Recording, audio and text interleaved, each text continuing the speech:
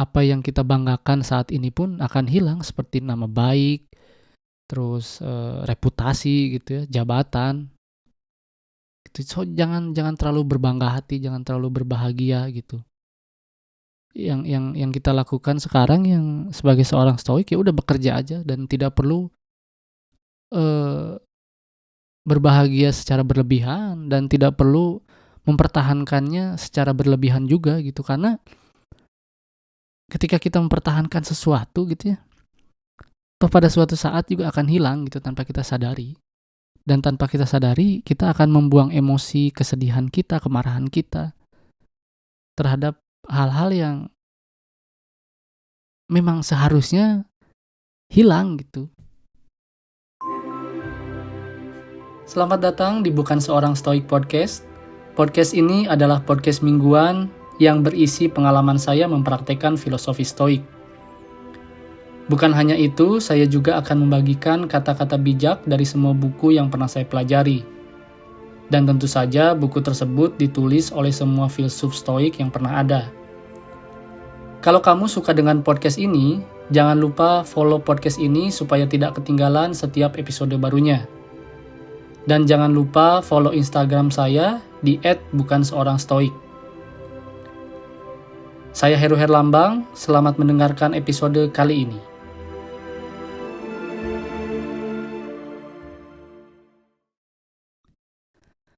Episode ke-11 dari Bukan Seorang Stoik Podcast, dan ini adalah jurnal suara yang saya buat setiap minggu untuk selalu mengingatkan saya bahwa orang-orang yang saya cintai bukan dalam kendali, mereka suatu waktu bisa pergi dari samping saya.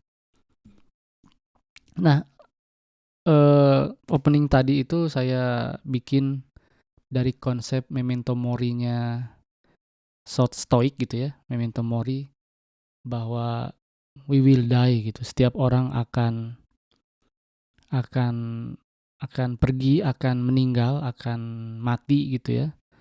Makanya ketika saya menuliskan bahwa setiap orang yang kita cintai bukan dalam kendali kita, berarti bukannya kita tidak boleh mencintai mereka atau tidak boleh bukannya kita tidak boleh untuk tidak menghiraukan.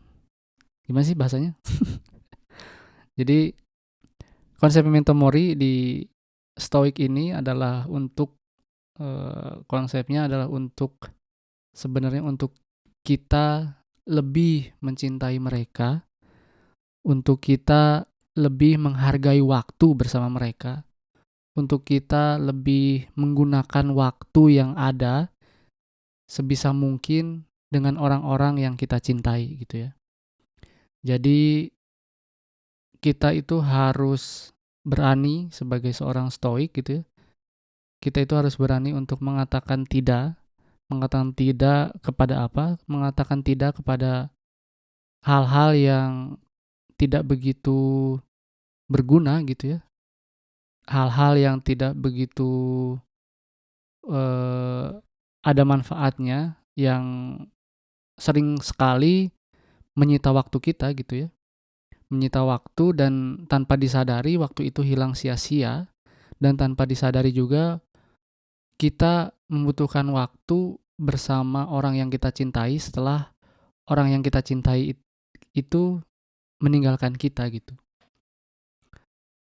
Jadi ketika kita kerja dari pagi sampai malam terus pulang nongkrong bersama teman-teman, mau kemana gitu?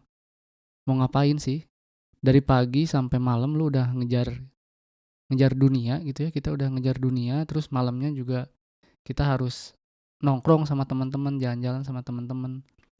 Ya mungkin kita mencintai teman-teman kita gitu, tapi kebanyakan orang itu nongkrong bersama teman-teman itu demi atas nama melepas stres atau melepas kepenatan gitu. Padahal orang-orang yang kita cintai di rumah, ibu kita, orang tua kita gitu ya, adik-adik kita, mereka kan seharian di rumah gitu dan mereka juga stres gitu, nggak kemana-mana gitu ya.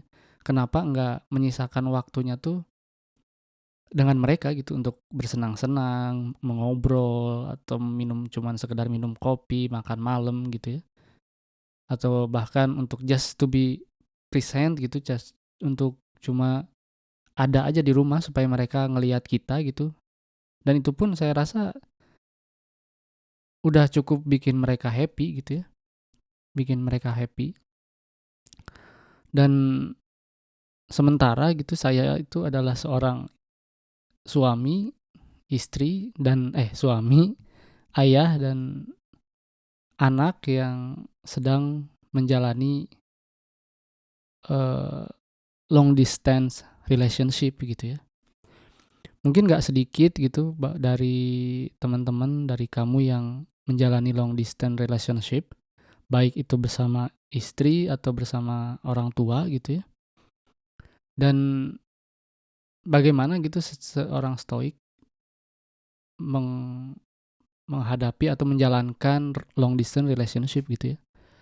Saya sendiri sih sebenarnya saya nggak tahu gitu ya, karena dalam buku manapun tuh nggak ada sebenarnya, dan dalam filosofi manapun gitu, ataupun dalam agama manapun gitu, dalam kebudayaan manapun sebenarnya it's better to be with them gitu ya.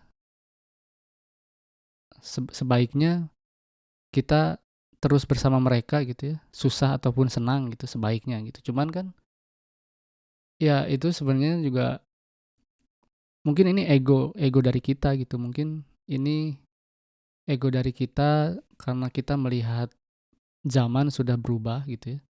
Kita kadang berpikiran bahwa kita tidak bisa mendapatkan uang yang cukup ketika kita bekerja di dekat rumah gitu atau di Indonesia let's say, dengan kemampuan kita apa adanya, kemampuan saya apa adanya gitu ya.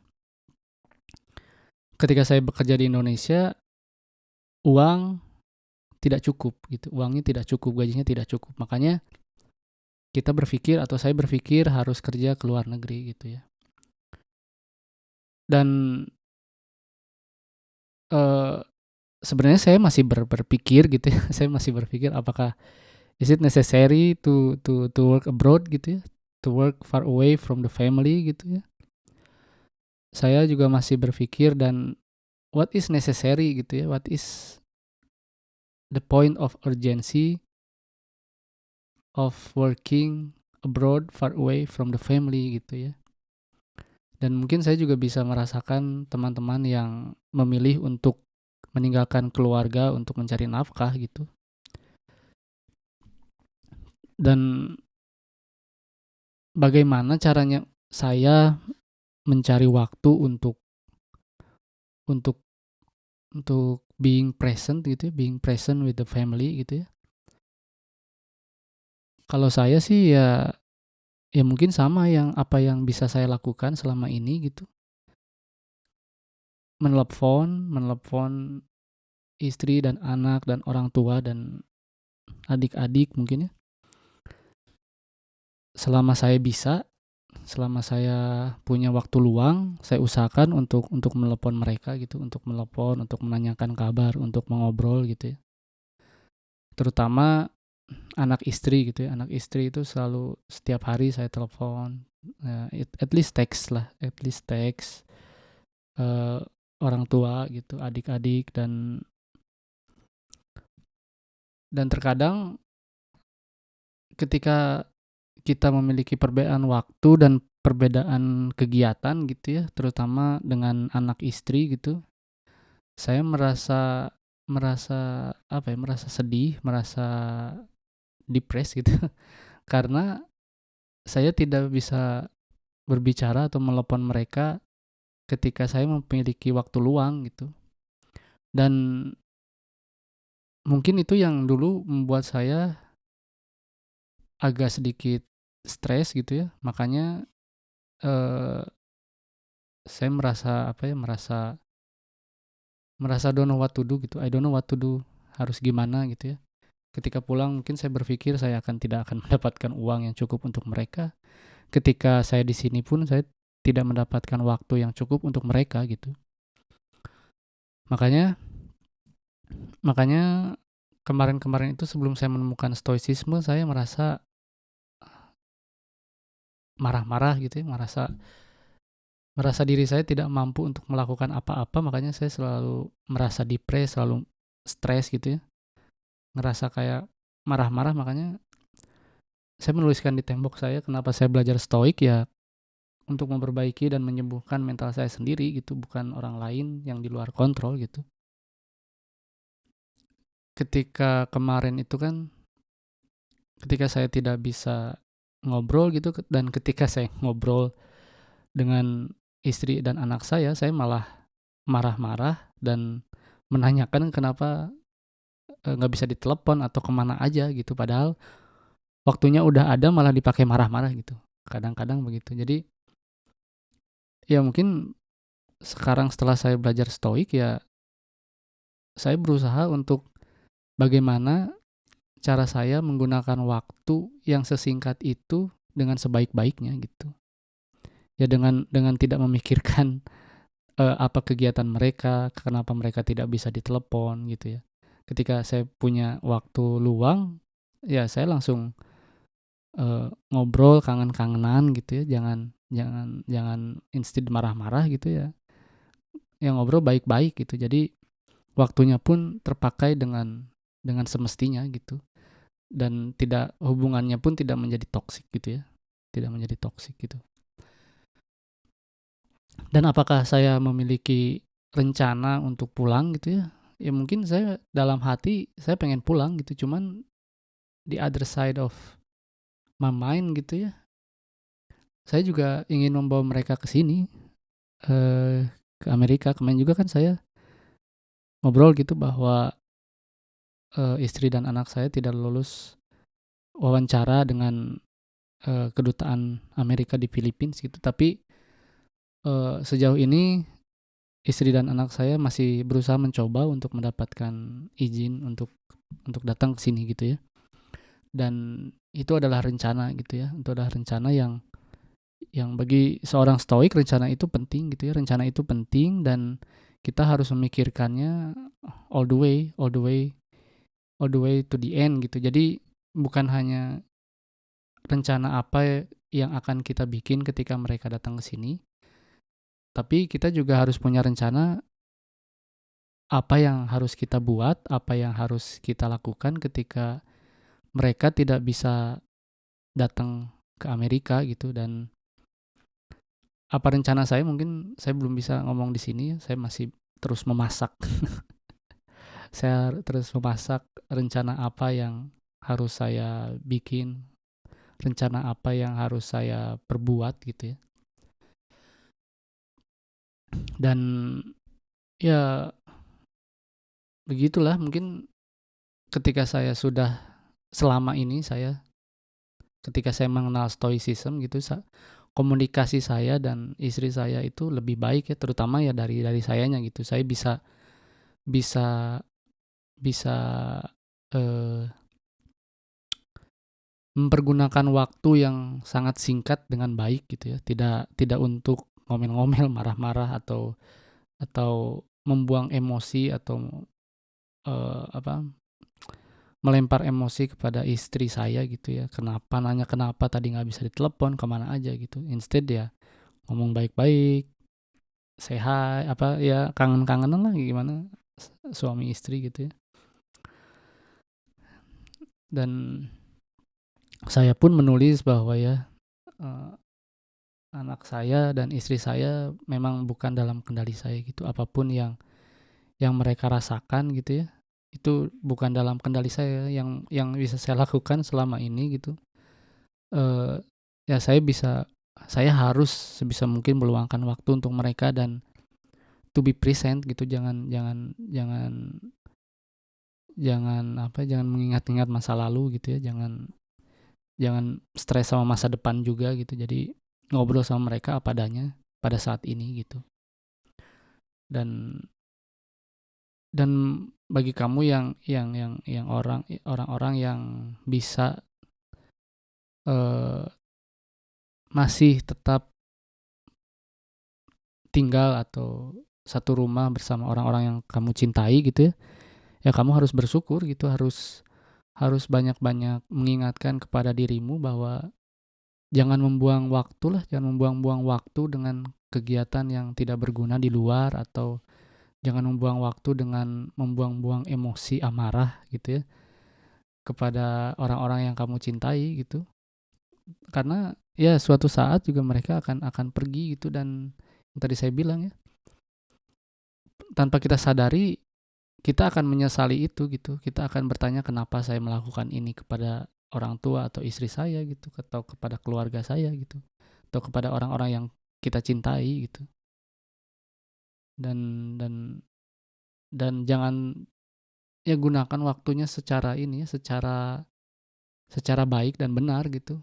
Selalu ingat memento mori gitu ya, bahwa setiap orang tuh akan pergi gitu, akan pergi. Dan konsep ini dibikin gitu, memento mori itu dibikin pada era 2000 tahun yang lalu gitu ya, ketika eh, era zaman Yunani kuno dan Romawi kuno gitu, masih masih banyak eh, masih banyak kejadian-kejadian yang di luar nalar, di luar, benar-benar di luar kendali gitu ya. Karena peraturannya bisa menghilangkan nyawa manusia secara secara cepat gitu ya, dan bisa eh, mengasingkan manusia secara cepat gitu. Tiba-tiba suami kamu mungkin atau istri kamu mungkin eh, pagi ini masih bertemu dengan mereka, lalu tiba-tiba kaisar menyuruh membunuh salah satu keluarga kamu nanti sore gitu ya. Dan saya rasa ini masih masih relevan gitu sama sama zaman sekarang gitu, karena ya orang-orang yang kita cintai, bahkan kita sendiri itu bisa bisa diambil nyawanya karena karena apa namanya, karena kecelakaan atau karena penyakit gitu ya. Dan kita tidak tahu gitu, atau mungkin diambil orang gitu, diambil orang gitu ya. Dan memento mori ini menjadi pengingat kita bahwa kita itu akan mati gitu ya. Dan bukan hanya dalam hubungan, tapi dalam perjalanan kita mencari uang gitu ya. Mau kemana gitu, ke mana atuh anjing.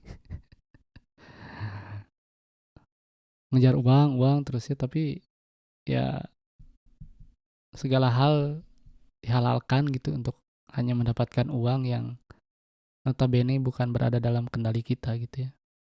Uang juga bisa menghilang kapan saja, bisa diambil kapan saja gitu ya. Dan kedua hal ini, keluarga dan uang ini ya, related sama sama kejadian yang saya alami minggu ini gitu ya.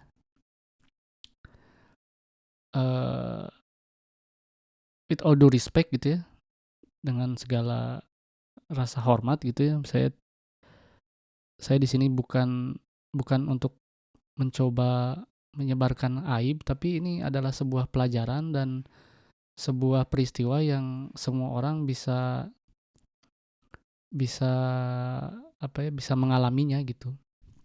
Jadi minggu ini ayah saya nge-WhatsApp gitu ya. Eh, tumben-tumbenan pengen ngobrol gitu ya, pengen ngobrol. Dan masih pagi di sini, masih jam 6, saya biasa bangun jam 6, terus buka handphone, ayah saya nge-WhatsApp gitu ya. Masih sibuk nggak? Mau telepon, sampai telepon 2 kali. Saya nggak angkat gitu, tapi karena pagi-pagi itu rutinitas saya memang untuk berkontemplasi gitu, makan dan olahraga gitu ya. Makanya sampai jam 8 saya baru telepon ayah saya, dan suaranya sedih gitu ya, suaranya sedih, dan saya bilang apa kabar, baik, cuman agak stres kata ayah saya gitu. Kenapa saya bilang? Ya, ayah saya kehilangan uang sebesar 175 juta dalam satu hari gitu ya. Saya tanya kenapa bisa gitu. Jadi ceritanya itu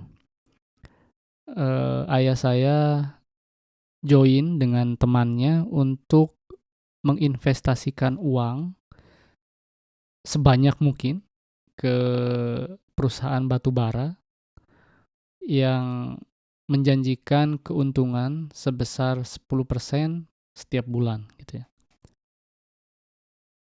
Dan ayah saya adalah seorang pensiunan dan ibu saya juga seorang ibu rumah tangga gitu ya.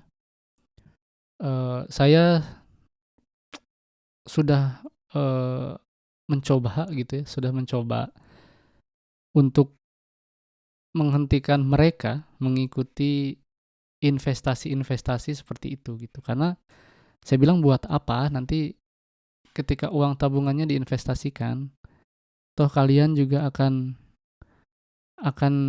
mikirin uang itu terus dan akan stres gitu karena mau kemana lagi gitu kan ya, mau kemana lagi gitu karena udah pensiun terus anak-anak udah menikah semuanya dan udah bisa nyari uang sendiri, uang itu teh buat apa gitu. Karena saya pribadi selalu memberi uang jajan kepada mereka setiap bulan gitu ya. Dan mereka masih cukup oke dengan uang jajan yang saya berikan gitu. Dan mereka juga udah memiliki mobil sendiri, rumah sendiri dan saya bilang buat apa ikutan kayak gitu. Nah, 2 kali mungkin pertama kali itu saya bilang jangan investasikan, tapi mereka masih masih ngeyel gitu istilahnya. Dan itu bukan dalam kendali saya, yang penting saya udah ngasih tahu bahwa untuk apa sih investasi kayak gitu gitu. Nah, yang pertama itu mereka ikut investasi di Enteh juga sama gitu, nanam modal. Ternyata ketika mereka menanamkan modalnya gitu, keuntungannya dicicil gitu ya. Jadi janjinya 5% setiap bulan, 5% setiap bulan, kadang yang datangnya cuma 1%, 2% gitu. Dan itu cuma dicicil gitu. Saya bilang udah ambil aja uangnya gitu, ambil aja uangnya ditabung aja gitu kan. Uang segitu saya juga ngasih setiap bulan gitu. Ngasih setiap bulan dan bahkan lebih dari cukup untuk seorang pensiunan gitu. Akhirnya mereka ambil dengan alasan bukan karena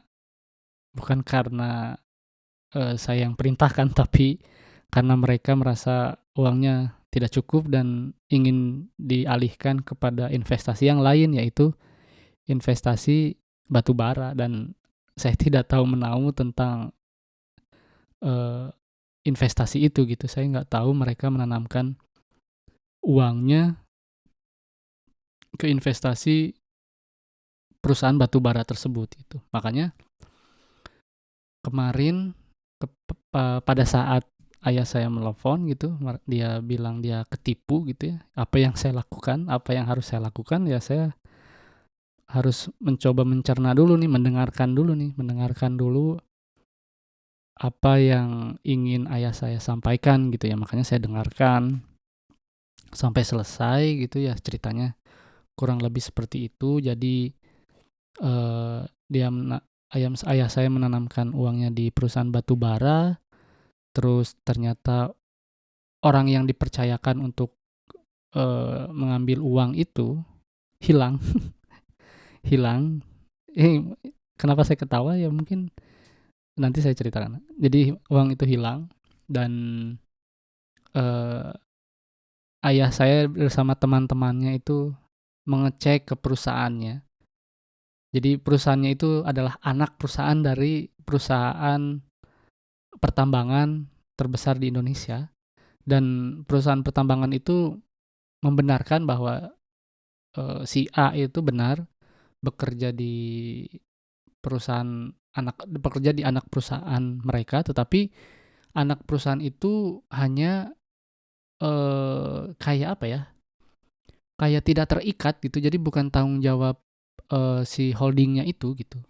Jadi bukan tanggung jawab bukan holdingnya itu tidak bertanggung jawab atas operasional perusahaan itu, tapi memang benar bekerja sama gitu ya, bukan anak perusahaan bekerja sama gitu. Tapi itu di luar tanggung jawab mereka juga. Makanya itu yang ayah saya sedih gitu, yang sesalkan gitu, bahwa dia tidak bisa menanyakan nasib uangnya dia gitu ya, uangnya dia. Makanya eh, dalam satu hari 1.175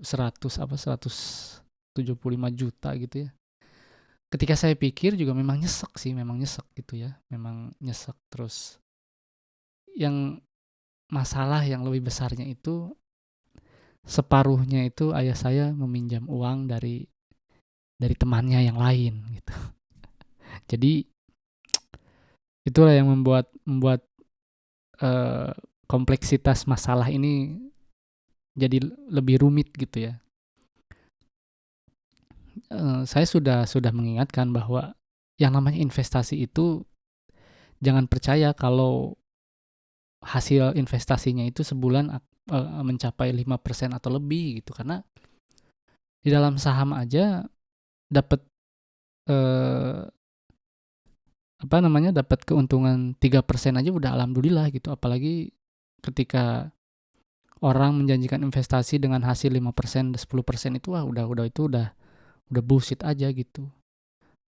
Dan ya kemarin saya mencoba untuk pertama mengontrol emosi saya gitu ya.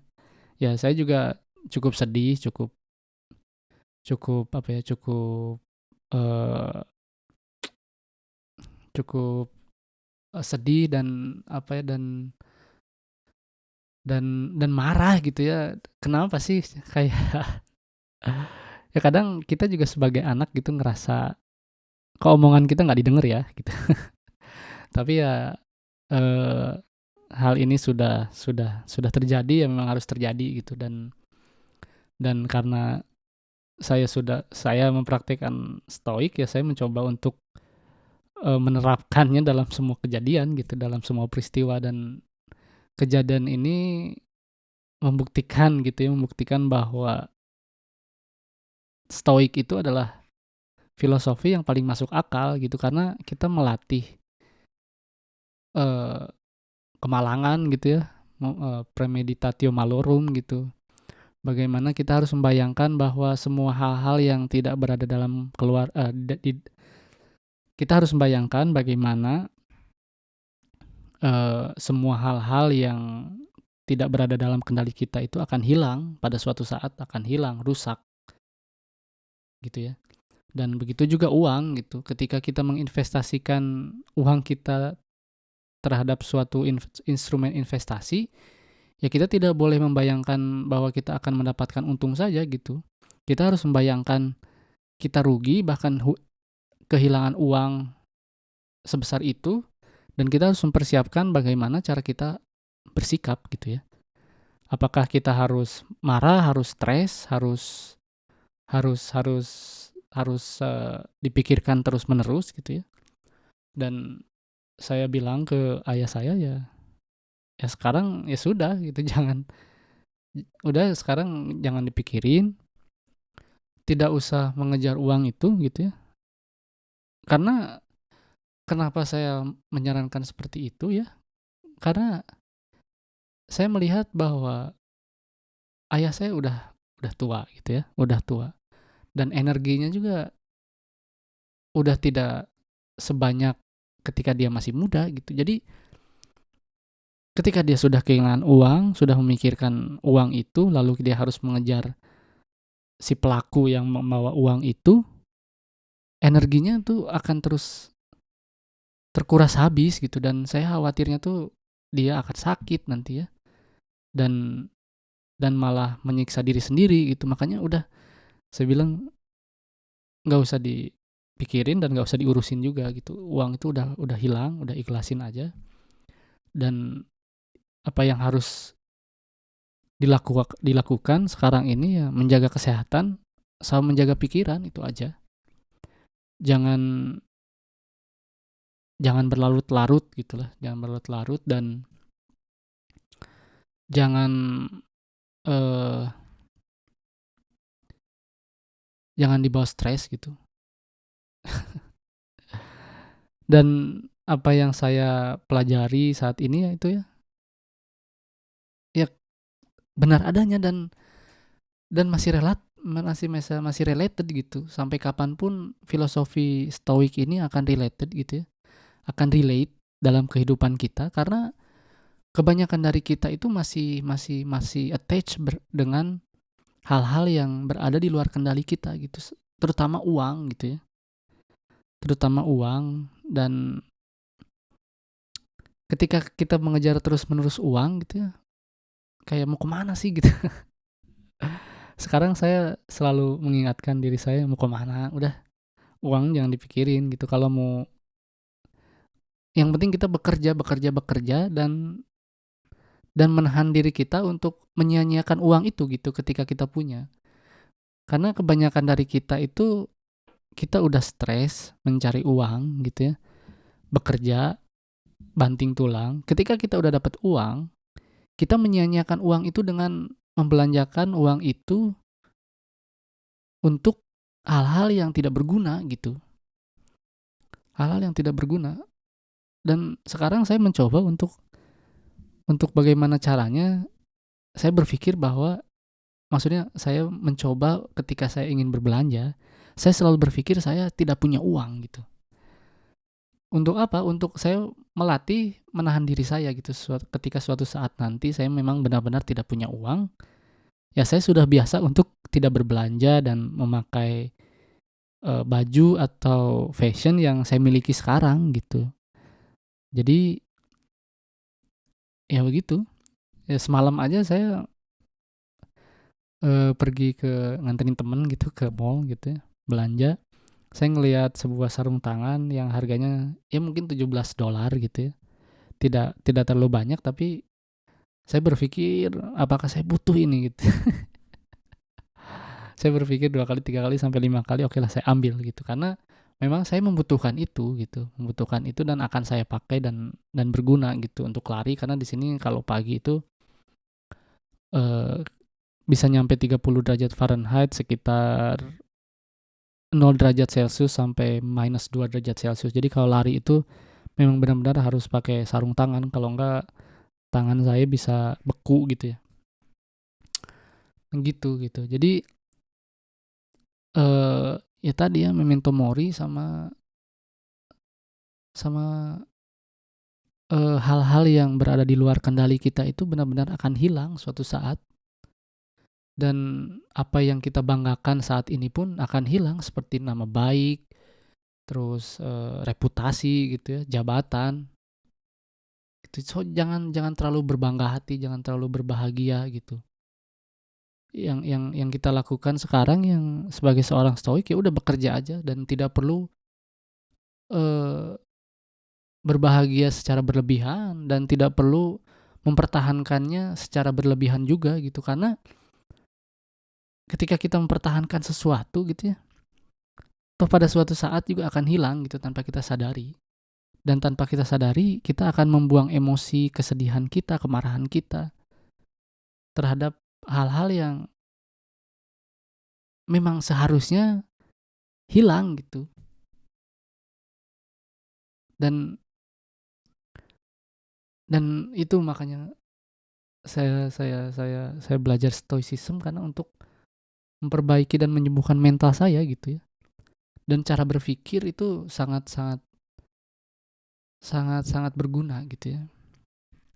Dan mungkin memang eh, filosofi ini tidak untuk semua orang. Filosofi ini tidak untuk semua orang gitu ya.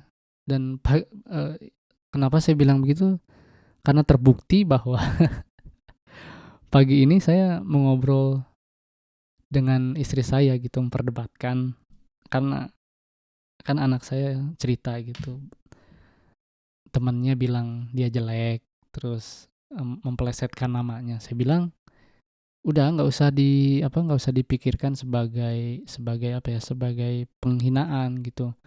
Mungkin teman kamu bercanda dan kamu juga balas dengan candaan, karena kan Saya bilang, "Papa kan biasa bercandain kamu, kamu jelek segala macam." Ya sama aja gitu aja.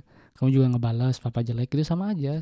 Nggak usah terlalu dibesar-besarkan, nggak terlalu diributkan. Tapi saya bilang, "Kamu kan belajar taekwondo. Kalau misalkan ada orang ngebully kamu sampai kamu disentuh-sentuh, di-push, di apa, pokoknya tuh anggota anggota badan kamu disentuh, ya kamu harus defense karena kamu udah tahu cara defense yourself karena kamu sudah belajar taekwondo gitu dan kamu harus mempraktekannya gitu supaya supaya orang nggak berani menyentuh kamu gitu. Ketika masih sebatas verbal gitu ya udah nggak usah terlalu dipikir, mungkin mereka bercanda dan kamu harus berpikiran bahwa itu sedang bercanda gitu aja." Dan istri saya langsung tidak tidak menerima gitu ya. Dia kan masih anak kecil, dia harus tahu. Iya betul, harus tahu mana yang benar, mana yang salah. Cuman ketika dia dia apa dia tidak peka atau tidak bisa bertahan dengan hinaan secara verbal, maka dia tidak akan bertahan sampai kapanpun, dia akan merasa depresi gitu ya. Itu tanggapan saya gitu ya. Saya, but I don't know if that was right or not, but itu yang bisa saya lakukan. Uh, that's what the good thing I can do this morning gitu ya, pada saat saya ngobrol bersama anak dan istri saya gitu. Karena pada dasarnya dulu waktu saya kecil gitu ya, mungkin kamu-kamu yang seumuran saya gitu, yang lahir di era 80 atau 90-an awal gitu, hinaan kayak gitu-gituan kan, ceng-cengan kayak gitu tuh udah normal sebenarnya, udah normal. Dan gimana caranya kita kita tidak menjadi sensitif terhadap hinaan-hinaan seperti itu gitu. Dan saya pun tidak mau menjadikan anak saya seorang yang sensitif hanya terhadap hina-hinaan gitu, karena ya verbal itu nggak bisa menyakiti kamu apapun gitu, kecuali kamu sudah terancam dengan tubuh kamu, ya kamu harus mencoba untuk untuk bertahan atau untuk membela diri gitu. Kalau hanya verbal ya tidak usah menjadi depresi seperti itu gitu, tidak perlu merasa terhina, tidak perlu merasa eh, tersinggung gitu. Dan istri saya masih tidak bisa menerima filosofi ini gitu, ketika saya bilang, "Ya udah nggak usah dipikirin." Tapi kan dia masih anak kecil gitu, dia, iya makanya dari sejak kecil kita harus belajar, kita harus mengajarkan dia bahwa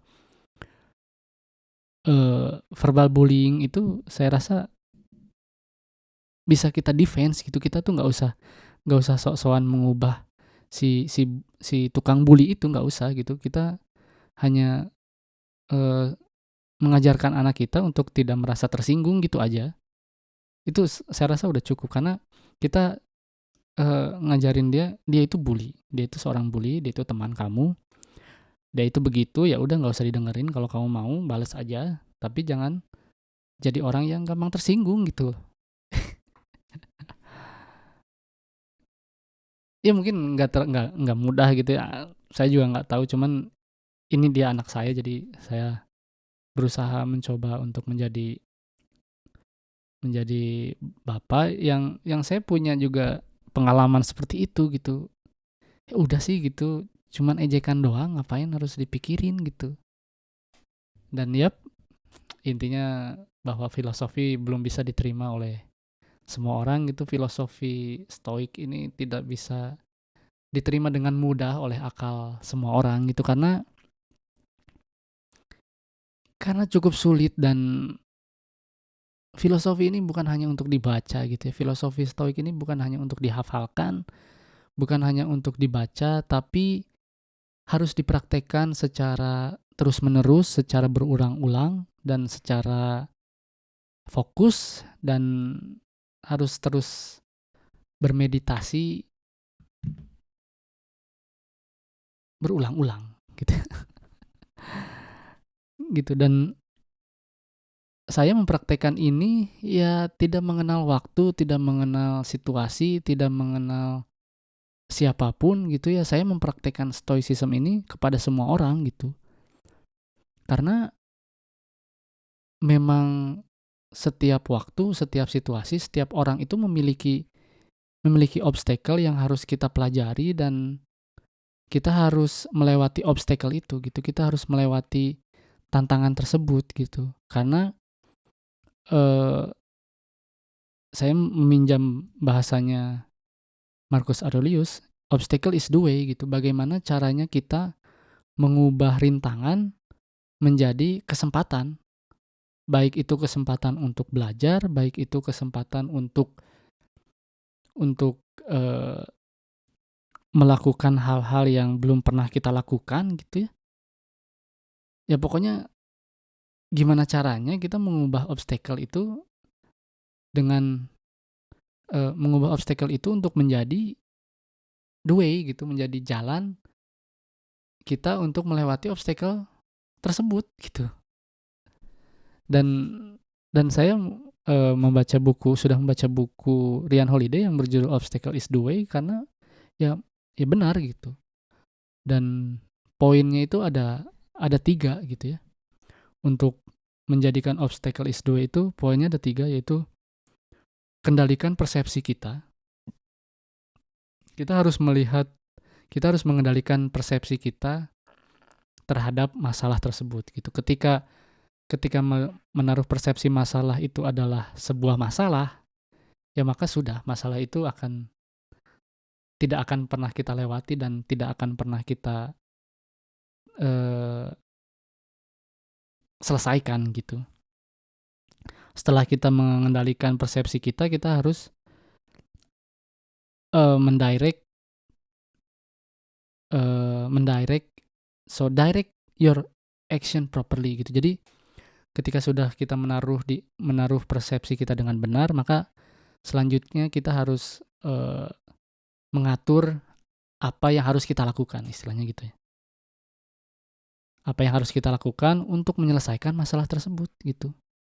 Ketika kita sudah bisa menaruh persepsi, kita sudah tahu apa yang harus kita lakukan, dan kita sudah melakukannya gitu ya. Dan terakhir adalah kita harus menerima apapun hasilnya gitu. Ketika obstacle itu selesai, ya kita harus menerimanya, dan kita harus tidak boleh over proud dengan hasil yang kita peroleh gitu ya, karena kita sudah menyelesaikan masalah tersebut. Ketika masalah itu menjadi masalah lain, ya kita harus repeat step itu gitu. Control your perception, direct your action properly, willingly accept what's outside your control gitu. Jadi hasilnya itu kan memang di luar kendali kita gitu. Jadi kita harus menerimanya. Baik itu menerima ketika kita bisa menyelesaikannya, dan kita harus menerima ketika kita tidak bisa menyelesaikannya gitu. Dan langkah itu harus kita repeat dan repeat gitu. Karena obstacle itu is always there. Obstacle itu tidak akan habis. Obstacle itu, rintangan itu tidak rintangan hidup kita ini tidak akan selesai sampai kita mati gitu ya. Tidak akan pernah habis gitu. Jadi sebagai seorang stoik, kita harus mempersiapkan diri untuk melewati rintangan-rintangan hidup yang tidak ada habisnya gitu. Dan saya nggak tahu saya udah nemu apa belum, tapi saya berusaha untuk tidak bersenang hati ketika saya melewati hari-hari dengan sukses gitu, dengan tanpa emosi atau apa. Jadi saya selalu berhati-hati agar besok, lusa itu bisa dilewati secara baik gitu ya, dan tentunya harus being present gitu. Harus memikirkan apa yang harus kita lakukan sekarang, tidak usah memikirkan kemarin, dan tidak usah memikirkan apa yang akan terjadi di masa depan. Jadi kita lakukan apa yang kita bisa sekarang, apa yang bisa kita lakukan sekarang, bagaimana cara kita menggunakan waktu kita dengan orang-orang yang kita cintai, bagaimana kita eh, menggunakan uang kita secara wise gitu ya, secara bijak gitu ya, dan bagaimana kita selalu menaruh persepsi kita dengan baik dan benar sehingga kita bisa melakukan 4 keutamaan yang Stoik ajarkan, yaitu keberanian, lalu menahan diri atau temperance, keadilan, justice, dan kebijaksanaan atau wisdom. Demikian jurnal suara minggu ini. Jika kamu suka dengan podcast ini, kamu bisa follow di Spotify. Kalau kamu ingin ngobrol sama saya secara langsung, kamu bisa follow Instagram saya di @bukanseorangstoik. Dan saya juga punya platform Discord yang servernya bernama Bukan Seorang Stoik. Linknya ada di kolom deskripsi. Terima kasih telah mendengarkan ini. Sampai jumpa di episode minggu depan.